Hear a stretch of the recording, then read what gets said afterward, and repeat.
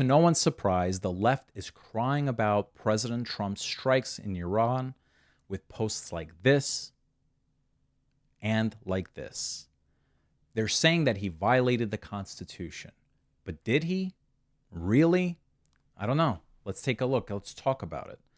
Before World War II, generally, Congress either gave the president permission to perform operations or they'd officially declare war on other nations. After that, in 1950, President Truman sent troops to South Korea to help fight the North Korean forces without approval from Congress or without any declaration of official war. This was known as police action. Now, in 1963, President Kennedy did something similar. He sent resources to South Vietnam, and then not even a year later, U.S. forces are involved in the Vietnam War.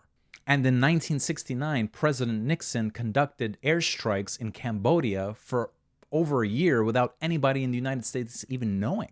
In response to all this, Congress passed the War Powers Resolution of 1973, which basically says that the president has to consult with Congress before sending troops overseas.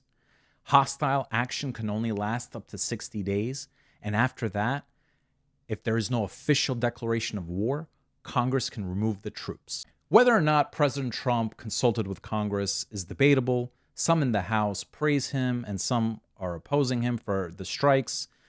But we're all missing one important factor here, and that is the deployment of troops, which hasn't happened. What happened was an airstrike, and therefore, President Trump didn't violate the law. I know. No one wants war, and what can you expect with America's reputation with boy cries wolf, with what happened with the Iraq situation? But this is different because the International Atomic Energy Agency confirmed Iran's nuclear capabilities. There was a time where the late John McCain expressed his concern over a potential nuclear-armed Iran and even hinted at military action against Iran. Here's a video of President Obama, former President Obama, talking about how dangerous a nuclear Iran can be. Because a nuclear Iran is a threat to our national security, and it's a threat to Israel's national security. We cannot afford to have a nuclear arms race in the most volatile region of the world. Iran's a state sponsor of terrorism, and for them to be able to provide nuclear technology to non-state actors, that's unacceptable. And they have said that they want to see Israel wiped off the map. So the offers Iran a choice. They can take the diplomatic route and end their nuclear program, or they will have to face a united world and a United States president, me, who said we're not going to take any options off the table. You see, President Trump had the guts to do what no other president had the guts to do, and that is to prevent an actual war from happening. For those of you who say you don't want war, well, what do you think would have happened if a nation like Iran, under that regime, obtained a nuclear weapon, the same regime that chants death to America? What do you think would have happened? Iran effed around, and they found out.